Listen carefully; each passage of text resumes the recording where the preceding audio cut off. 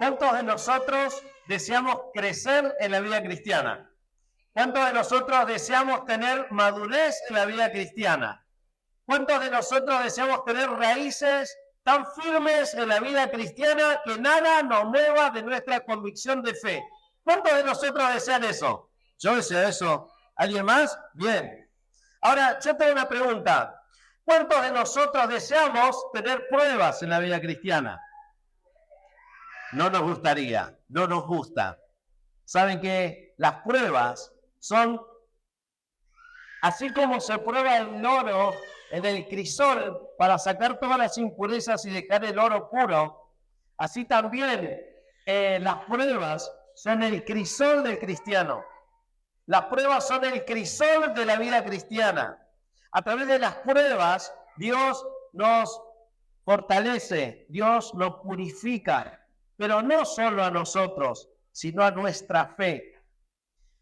Cuando nosotros comenzamos este año pensando que va a ser un año mejor y realmente te das cuenta de que hay demasiadas dificultades para comenzar el año, cuando decimos año nuevo, vida nueva, y a veces dicen me hubiese quedado con lo que fue antes de conocer lo que viene, pero en todo momento y en todas circunstancias, Dios está siendo siempre el Señor, Dios, Rey y Soberano. ¿Crees en eso? Amén.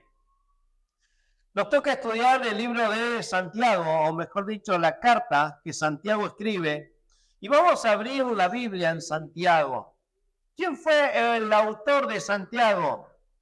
Hay distintas versiones, hay dudas con respecto a esto. Algunos dicen el discípulo, el menor, otros dicen el discípulo, el mayor, otros dicen el hermano de Jesús, pero hay un uso tan técnico del griego que se desconoce en definitiva quién pudo haberlo escrito. Vieron que uno escribe como habla, ¿no? No sé si alguna vez le tocó recibir alguna carta de alguien y uno escribe como habla. No hay manera de que uno escriba de otra manera, excepto que use inteligencia artificial. Pero uno escribe como habla. Y en Santiago nos encontramos que cuando comienza la carta, el capítulo 1 de Santiago, se presenta el autor de la carta. Dice Santiago, que también es Jacobo, siervo de Dios y del Señor Jesucristo. Acá se menciona a él y no se menciona nunca más. Comienza diciendo acá en el saludo, en la salutación, Santiago, siervo de Dios y del Señor Jesucristo, a las 12 tribus que están en la dispersión, salud. Está escribiendo a los judíos, hermanos en Cristo, que estaban dispersos, estaban por distintos lugares. La iglesia de Antioquía, de hecho, vale la redundancia, en Hechos 11, 19, habla acerca de los expatriados que se reunieron ahí en Antioquía.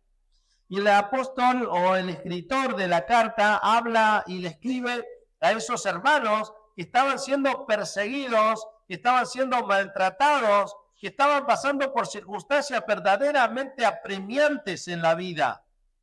Le escribe a esas personas que estaban pasando persecución cruel, que estaban pasando por situaciones demasiado difíciles para soportar, pero sin embargo, la carta que el apóstol el apóstol que envía Santiago habla acerca de el poder de Dios en medio de todas estas circunstancias. Versículo 2 dice, hermanos míos, gozaos profundamente cuando os halléis en diversas pruebas. El autor de Santiago expresa inmediatamente, sabiendo a quienes les escribe, lo que estaban viviendo. Dispersos, expatriados, perseguidos, maltratados, discriminados, circunstancias realmente apremiantes. Y les comienza a decir inmediatamente en el versículo 2, hermanos míos, gozaos profundamente cuando os halléis en diversas pruebas. Ahora esto parece una contrariedad, ¿no? Y habla de gozarse, pero no solamente gozarse por una cuestión del gozo mismo, sino que agrega profundamente. ¿Qué es el gozo? ¿Qué es el gozo? ¿Hola? ¿Qué es el gozo? Es el fruto del Espíritu. Bien, alguien se anticipó a la respuesta que estaba esperando. Es el fruto del Espíritu, el gozo. Es una parte del conjunto del fruto del Espíritu. El fruto del Espíritu es amor, gozo, paz, paciencia, benignidad, bondad, fe, mansedumbre, templanza. Contra tales cosas no hay ley. El gozo es producto del fruto del Espíritu Santo en la vida del hombre. El gozo es más allá de estar alegres, porque estar alegre es una cuestión, si se quiere, emocional, del sentimiento mismo. Uno puede estar alegre y no tener gozo. Uno puede estar llorando y tener gozo, porque es el fruto del Espíritu Santo. No depende de nosotros humanamente, sino que depende de Dios. Y el cristiano, hijo de Dios, depende de Dios. El gozo es parte del fruto del Espíritu Santo. Dice, hermanos míos, gozaos profundamente cuando os halléis en diversas pruebas. Ahora, no dice alégrense y gócense por la prueba que están pasando. No es ese el concepto. Y después nos vamos a encontrar con que esta prueba tiene un propósito. Fijar los ojos en Cristo para entender cuál es el propósito de las pruebas por las cuales está pasando o sucediéndose la vida. ¿Saben que cuando habla acá acerca de que se gocen profundamente cuando se hallen en pruebas, ese mismo hallarse o ese mismo halléis que encontramos en Santiago es la misma figura que el Señor Jesucristo cuando cuenta la historia de ese hombre que cayó en manos de los ladrones y que pasaron los levitas, el judío, y nadie lo atendió excepto un samaritano. Ese es el mismo sentido cuando ese hombre estaba en manos de los ladrones. Y ese hallarse que encontramos acá es la misma figura, es decir, cuando la prueba te agarre, cuando estés en manos de la prueba, cuando estés pasando por esa prueba y estés agarrado a esa prueba, o la prueba te esté agarrando, gozaos profundamente. No me gozo de la prueba, nadie se puede gozar por lo que le está pasando. Pero fíjense que vamos a encontrar que la prueba no es para mi vida personal, física, sino es más bien para mejorar la fe. Obviamente me va a afectar porque soy yo quien va a procurar mantener la fe, pero tiene un propósito espiritual la prueba. A veces encontramos también el término de prueba con tentación, ¿sí? Y es importante recordar lo siguiente: toda tentación es una prueba, pero no toda prueba es una tentación. Es decir, no siempre la prueba va a ser una tentación. A veces vamos a estar en pruebas que no necesariamente son una tentación. La falta de salud, por ejemplo, no es una tentación. La pérdida de un trabajo no es una tentación. Conflictos familiares no es una tentación. Hay muchos elementos que pueden ser de prueba, pero que no son necesariamente una tentación, pero sí toda tentación es una prueba. Ahora, dice, hermanos míos, gozaos profundamente cuando os halléis en diversas pruebas. Diversas habla de que las pruebas pueden venir por todas las fronteras. Pueden venir por un lado personal, familiar, social, nacional, mundial, por distintos frentes puede venir la prueba, no por un solo lado. Y cuando habla de esas pruebas que a veces son la actividad misma que Dios permite en nuestras vidas para mejorar nuestra relación con Él, es que tenemos que entender cuándo estamos pasando por pruebas. Y también nuestra conciencia y el Espíritu Santo nos va a advertir también cuando estamos pasando por consecuencia de nuestros propios pecados. Es otro principio que tenemos que tener en cuenta. No toda prueba es para mejorar mi fe. A veces hay circunstancias en la vida, pruebas que paso a causa de mi propio pecado. Hermanos míos, gozaos profundamente cuando os hacéis en diversas pruebas. Nosotros, en medio de la prueba, recién cantábamos, ¿no? Te doy gracias por todo. Te doy gracias por todo. Te doy gracias por todo. ¿Cuántos de nosotros damos gracias a Dios cuando estamos en las pruebas? No es humano estar agradecido por las pruebas. Es superlativo a lo humano. Y eso viene de Dios. Gozaos profundamente cuando os halléis en diversas pruebas. Y no se refiere a esto, a dar gracias porque la estoy pasando mal. No, porque Dios sabe qué necesidades tengo y Dios sabe cuánto puedo soportar.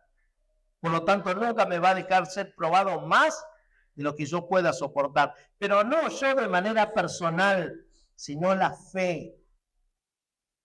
Ahora, tenemos que entender esto. La fe se prueba en la prueba. La vida cristiana va a madurar a través de las pruebas.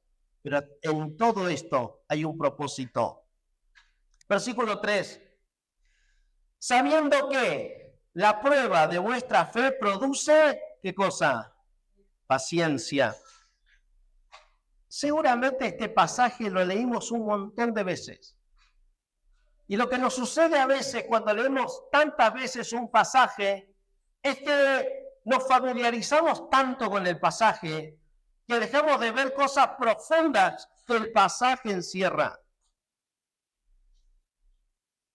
¿Vamos a tener pruebas? Sí, van a haber pruebas. ¿Queremos crecer en la vida cristiana? Sí, queremos crecer en la vida cristiana. ¿Estamos dispuestos a las pruebas? Y cuando terminemos de leer este pasaje hasta el versículo 11, nos vamos a dar cuenta que necesitamos esas pruebas para probar nuestra fe y para perseverar en él. Cuando nosotros nos encontramos sumergidos en las pruebas, a veces nos vienen a nuestros pensamientos tantas dudas en un montón de aspectos, incertidumbre. A veces puede llegar hasta la angustia misma en medio de la prueba. El dolor a veces es tan fuerte que sentimos que ya no damos más. Y acá Santiago nos dice, hermanos míos, gozaos profundamente cuando halléis en diversas pruebas. Y eso de diversas pruebas por todas las fronteras y en todos los títulos que se te ocurra puede ser una prueba. Física, familiar, social, económica, financiera. De todos los colores. Sabiendo que la prueba tiene un propósito. La prueba de vuestra fe produce paciencia. ¿Qué es paciencia? Y en el contexto que leemos acá habla de constancia, perseverancia.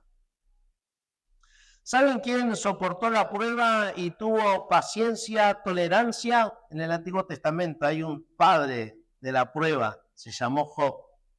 Él se mantuvo a pesar de esto.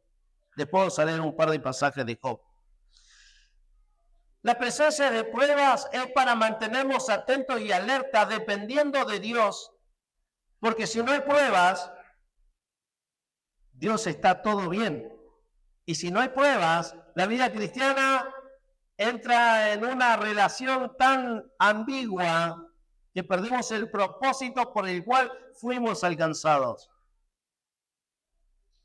Los mártires de la iglesia primitiva morían cantando. ¿Saben por qué? Pues tenían gozo. El gozo del Espíritu. El fruto del Espíritu Santo es gozo. No depende de mí el gozo, es el resultado de tener el Espíritu Santo. Y el Espíritu Santo me da su fruto, que es gozo. ¿Saben que en Hechos 16:25 vieron dos hombres que estaban pasando dura prueba y sin embargo, ¿qué estaban haciendo? ¿Se acuerdan Silas y Pablo? ¿Qué hacían? Cantaban. ¿Dónde estaban? En la cárcel. ¿Qué le había pasado antes? Perseguidos, maltratados, en la cárcel. ¿Y qué estaban haciendo? Cantaban a Dios, alababan a Dios. ¿Estaban locos? Algunos pueden decir, sí, por Cristo estaban locos. Si por Cristo estaban locos, porque los presos dirían, ustedes están igual que nosotros o peores. ¿Y por qué cantan? ¿Saben por qué cantamos? Porque tenemos gozo. Hermanos, el fruto del Espíritu Santo es gozo, paz, paciencia para con Dios. El fruto del Espíritu tiene 9 propiedades, si se quiere. Las 3 primeras en relación al Padre. Las 3 segundas en relación a las personas. Y las 3 últimas en relación a mi vida personal. Gozo, paz, paciencia. ¿De dónde vienen? Del Padre. Hace unos días celebramos el nacimiento de Cristo y dijimos que Él vino a nacer y traer paz. ¿Tenemos paz en medio de las pruebas? Si el fruto del Espíritu Santo no está en tu corazón, no va a haber paz. No va a haber gozo. Él vino a traer paz al mundo. Pero hay un adversario que por todos los medios va a buscar, que por todos los medios procurará quitarte la paz, quitarte el gozo, quitarte el amor, porque es enemigo de Dios. Sabiendo que la prueba de nuestra fe produce paciencia, produce constancia, produce perseverancia. Las pruebas son para mantenerlos atentos y alertas y dependientes de Dios. ¿Saben cuándo? Cada día. Cada día. Los mártires realmente nos dejaron ejemplo de lo que significa tener el gozo del Espíritu Santo. Y las pruebas, ¿saben qué producen? Madurez. Conocer más a Dios. Maduramos nuestra relación con Él. Versículo 4. Pero tenga la paciencia, esa perseverancia, esa resistencia, su obra completa. ¿Para qué? Propósito. El propósito de las pruebas, para que seamos perfectos. Eso habla de madurez en la fe. Y cabales, habla de plenitud de Dios, sin que os falte cosa alguna. Ahora, estos 2 versículos que hablamos acerca de la prueba, fueron 2 versículos, parece que hubiese sido más. Solo 2 versículos. Nos hablan y nos dicen, hermanos, gozaos profundamente cuando os halléis en diversas pruebas, sabiendo que el resultado de esa prueba produce paciencia, perseverancia, tolerancia, resistencia, estar atentos, estar dependientes de Dios cada día. Pero ¿saben qué? Tenga esa perseverancia, esa constancia, esa dependencia de Dios, su obra completa, sean perfectos y cabales. Cuando habla de perfección, habla de madurez en la fe. Y cuando habla de cabales, habla de la plenitud de Dios obrando en nosotros. Y ahí te das cuenta que gozarse profundamente en las pruebas no depende de nuestra capacidad cognitiva, no depende de nuestra voluntad humana, depende solo y exclusivamente del poder del Espíritu Santo de Dios obrando en mi vida. ¿Crees eso? Amén. Es únicamente así. Inmediatamente, el versículo 5 dice, si alguno de vosotros tiene falta, ¿de qué? De sabiduría, pídala a Dios. ¿Y saben qué, hermanos? Esto es importantísimo. Y acá es donde decía que tantas veces leímos este pasaje que nos familiarizamos tanto y dejamos de ver lo esencial del pasaje. Porque muchas veces se usa el versículo 5 de manera aislada. Y el versículo 5 tiene que ver con los 2 primeros versículos anteriores. Si alguno de vosotros tiene falta de sabiduría para enfrentar la prueba, si alguno tiene falta de sabiduría para entender la prueba, si alguno tiene falta de sabiduría para saber cómo conducirse en la prueba que estoy viviendo, ¿qué tengo que hacer? ¿Qué tengo que hacer? Llorar, desesperarme, decirme, no doy más, estoy quebrado, no viendo más. ¿Qué dice? Hijo de Dios, ¿tenés el Espíritu Santo dentro tuyo? Amén. ¿Qué tengo que hacer en medio de la prueba que no entiendo qué está pasando? No entiendo por qué me está pasando esto. ¿Qué tengo que hacer? ¿Llorar? Pedir a Dios. ¿Qué cosa? sabiduría para enfrentar y saber cómo manejarme en la prueba y entender la prueba, que solamente ahí lo voy a comprender cabalmente.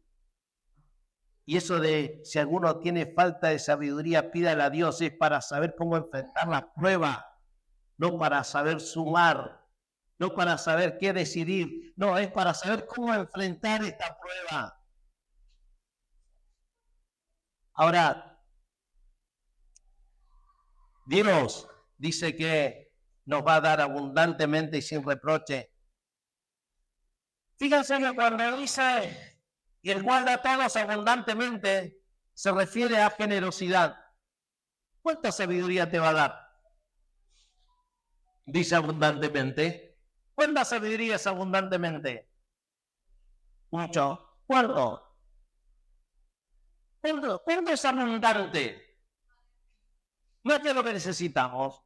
Es abundante, es mucho. Y no solo que te da mucho, no es lo que necesitas, sino que encima no tiene reproches. ¿Qué quiere decir eso? No te sientas mal por pedirle una y otra vez a Dios sabiduría. Dios no es como nosotros. Porque a veces decimos, otra vez le voy a pedir sabiduría. Y Dios no te va a decir, che, pará, ¿cuántas veces me vas a pedir? Dios no es así. Dios no va a usar reproches. Entonces eso significa que cada día yo tengo que saber pedir sabiduría a Dios para enfrentar las vicisitudes de la vida y las pruebas mismas que van a fortalecer mi fe. ¿Se entiende el concepto?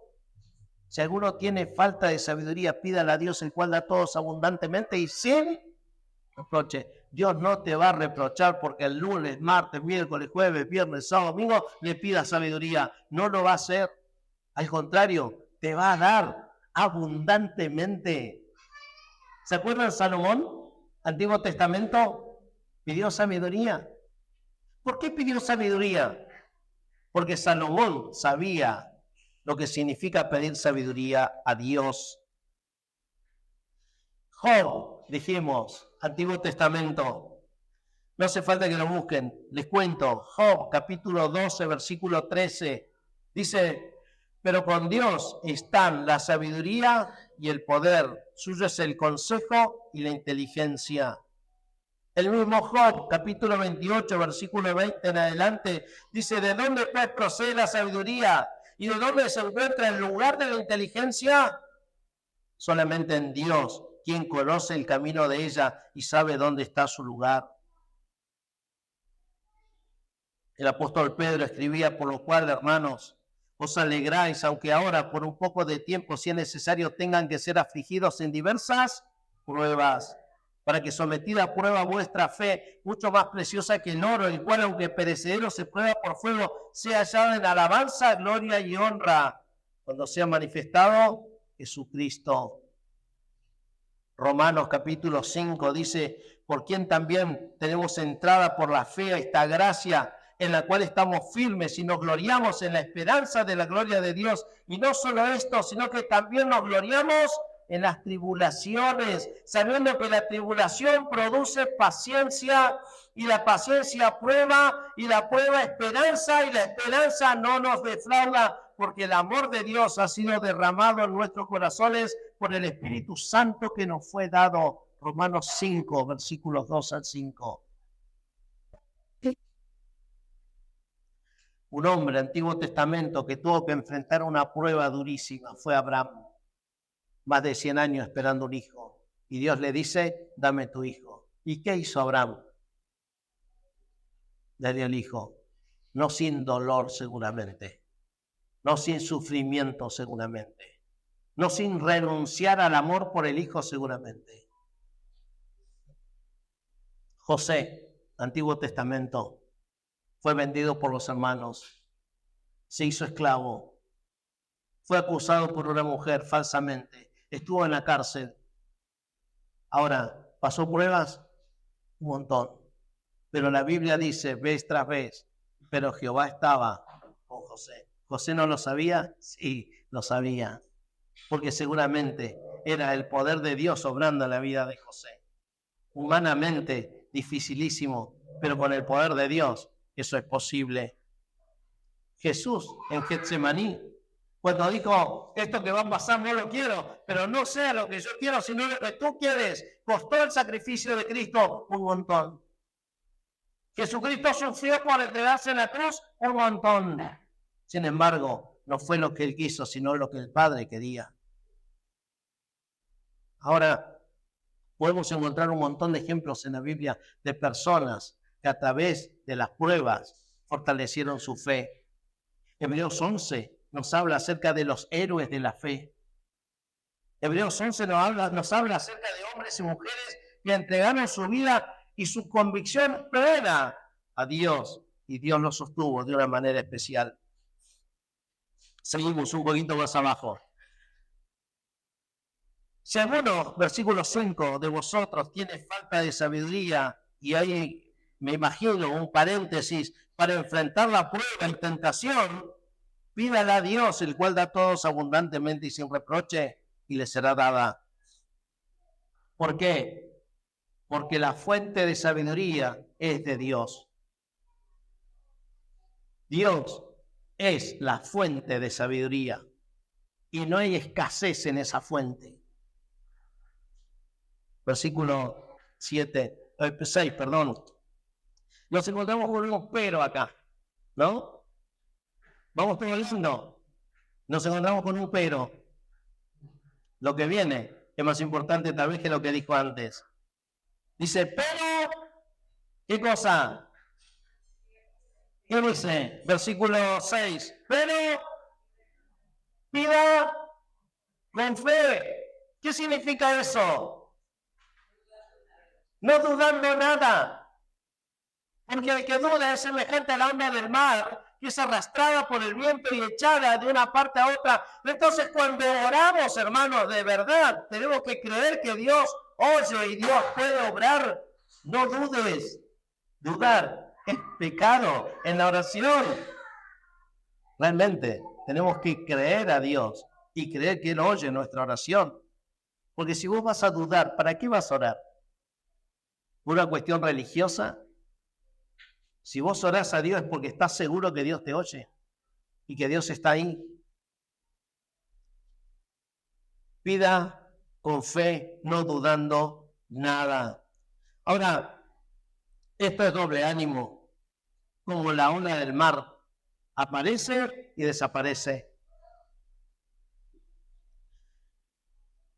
Porque el que duda es semejante a la onda del mar, que es arrastrada por el viento y echada de una parte a otra. A veces nosotros no oramos a Dios en medio de las dificultades porque suponemos que podemos arreglarnos solos. Pero si sos hijo de Dios, ¿para qué vas a llegar a ese punto cuando tenés toda esa fuente de sabiduría de Dios? Lo primero que tendría que estar en nuestros labios y corazones es la oración a Dios. En cualquier evento, en cualquier circunstancia, lo primero es orar a Dios porque dependemos de Él.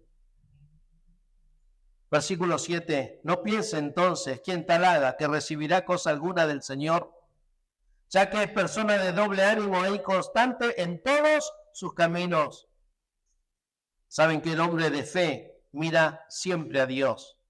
El hombre de fe busca y todo lo que necesita lo busca en Dios. El hombre de doble ánimo ora dudando de Dios. El hombre de doble ánimo ora dudando que Dios pueda hacer algo. Versículo 9. El hermano que es de humilde condición, gloríese en su exaltación. Y acá agrega cuestiones sociales. Habla del hermano humilde y el versículo 10 dice, pero el que es rico en su humillación. ¿Por qué? Porque en la iglesia, en el contexto de iglesia, habían y hay personas ricas y personas pobres. Dios ama a todos. Y el pobre, y encima a estos hermanos que describe que son expatriados, que son perseguidos, más de alguno tendría necesidades financieras seguramente. ¿Y qué es lo que le quiere decir con esto? Esos hermanos pobres que tal vez lean esa carta o que iban a recibir esa carta, son esos cristianos que tal vez estaban sin dinero, pero sí eran ricos para con Dios en cuanto a la fe. cuando viene la prueba, al hombre pobre no tiene otro desafío más importante que depender de Dios. En cambio, el rico, cuando vienen las pruebas, a veces puede tener fondos para enfrentar las pruebas, sea el título de prueba que sea. Y acá lo que quiere decir es tanto para el pobre que no tiene plata, para el rico que tiene plata, cuando venga la prueba, sea hijo de Dios, lo primero que tiene que venir es pedir sabiduría de Dios para enfrentar esa prueba. Porque entonces sería un Dios injusto. Los pobres no tienen plata para enfrentar la prueba y los ricos sí, pero no ese es el caso.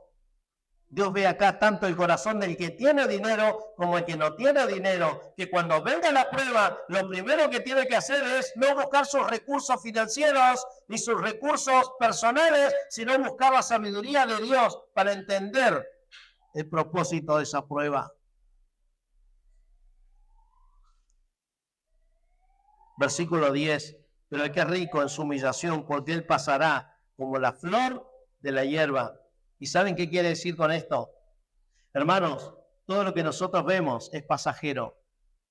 Todo lo que vemos es pasajero. La vida misma es pasajera. Todo lo que vemos es pasajero. Cuando sale el sol con calor abrasador, la hierba se seca, su flor se cae y perece su hermosura. Su hermosa apariencia desaparece, así también se marchitará el rico con todas sus empresas. Es decir, tanto para el rico como para el pobre, para el niño como para el anciano, para el soltero como para el casado, cuando estén pruebas, pedí sabiduría de Dios para saber cómo manejarte en esa prueba. Y Dios, que es abundante, que es generoso, nos va a dar y sin reproches. ¿Estás pasando pruebas? ¿Entendés la prueba que estás pasando? Solo Dios te puede ayudar a entender esa prueba y darte sabiduría para que tu fe, cuando pasa por la prueba, sea fortalecida. Dios permite las pruebas en nuestras vidas, hermanos, con un propósito de madurar nuestra fe. Cuando los chicos comienzan la escuela y cuando tienen que pasar de grado, les hacen exámenes en la escuela, ¿no? Son pruebas. ¿Cuántos chicos vienen a la casa contentos de decir, wow, el día me toman una prueba, qué bueno? No. Cuando están en la secundaria, también hay exámenes, les llamamos pruebas, pero son exámenes. Cuando están en la universidad, los chicos también tienen exámenes, tienen parciales. Y tenemos varios chicos de universidad acá. ¿Cuántos dicen, qué lindo, me van a tomar un parcial, sí, el viernes, y tengo 2 días para estudiar, ¡qué bueno! No, pero ¿saben qué? Son necesarias las pruebas, los exámenes, ¿para qué? Para avanzar. Lo mismo en la vida cristiana, las pruebas son necesarias para avanzar en nuestra madurez espiritual, nuestra fe. Y para enfrentar las pruebas, necesitamos tener sabiduría para saber cómo enfrentar las pruebas. Y esa sabiduría, como también es Santiago, nos dice en Santiago 3, y vamos a terminar con esto. Santiago 3, versículo 13, lo estuvimos leyendo hace unos días atrás, no sé si recuerdan. En Santiago 3 nos dicen que hay 2 tipos de sabiduría. Una que es animal, terrenal, diabólica, y una sabiduría que viene de lo alto. Versículo 17 dice, pero la sabiduría que es de lo alto es primeramente pura, después pacífica, después amable, después benigna, llena de misericordia y de buenos frutos, sin incertidumbre ni hipocresía. Esa es la sabiduría que viene de lo alto. ¿Hay otra sabiduría? Sí, la terrenal, la diabólica, que también lo dice Santiago. Versículo 15. No es esta la sabiduría que desciende de lo alto, sino que es terrenal, animal y diabólica. ¿Y cuál es esa? Donde hay celos, dice el versículo 14, donde hay rivalidad, dice el versículo 14, y donde hay jactancia y donde no hay verdad. Sea Dios sosteniendo nuestros corazones, hermanos, en este año que se inicia, para que en todas las pruebas que se nos presenten, estemos atentos y dispuestos a buscar la sabiduría que viene de Dios, porque solamente allí vamos a encontrar no solo consuelo para nuestros corazones, sino también la fortaleza espiritual que nuestra vida cristiana requiere y necesita. Toda prueba que venga a nuestras vidas, tenemos que saber enfrentarlas tomado de la mano de Dios en oración y pidiéndole sabiduría a Él, que Él es la fuente de toda sabiduría. Las pruebas, entonces, son un recurso de Dios para fortalecer nuestra vida cristiana. Este año que se inicia, ¿te gustaría que tu vida cristiana sea fortalecida? ¿Estás diciendo entonces que querés pruebas? ¿Querés pruebas? ¿Querés fortalecer tu vida cristiana? Para venir pruebas. Necesitamos crecer en la santidad de Dios. Necesitamos crecer en la dependencia de Dios. Necesitamos crecer en la madurez espiritual. Y para eso necesitamos pruebas. Y realmente cuando lo ves desde ese punto de vista, del punto de vista bíblico, del punto de vista espiritual, es decir, las pruebas son un paso más en la vida cristiana. Y si paso pruebas, entonces busco la sabiduría de Dios para pasarla con gozo. No me voy a estar riendo en medio de la prueba, pero voy a tener en mi corazón gozo. Y eso me sostiene, me da perseverancia. ¿Y cuándo tengo que pedir sabiduría? Todo el tiempo que necesite, porque Dios me da en abundancia y sin reproche. Vamos a orar. Padre, te alabamos porque eres un Dios que estás, Señor, por sobre las pruebas. Señor, eres un Dios que permite pruebas en nuestras vidas con un propósito. Señor, y te ruego y te suplico y te imploro, Padre, para que esta iglesia local y cada corazón, Señor, hijo tuyo, pueda enfrentar las pruebas con sabiduría, Señor. Estamos comenzando un año que seguramente vamos a tener pruebas, o ya tenemos pruebas, pero, Señor, ayúdanos a que nuestros corazones se vuelquen, se aferren a tus promesas, Señor, y te creamos plenamente y que te oremos y te pidamos sabiduría de lo alto para enfrentar y saber cómo desarrollarnos en esas pruebas, Señor, para que sometida a prueba nuestra fe, Señor, sea hallada para alabanza de tu gloria. Señor, necesitamos pruebas, Señor, pero necesitamos sabiduría para saber enfrentarlas. Señor, te damos gracias porque no estamos solos en medio de las pruebas. Tú estás con nosotros y eso realmente nos llena de gozo. En el nombre de nuestro Señor Jesucristo oramos. Amén.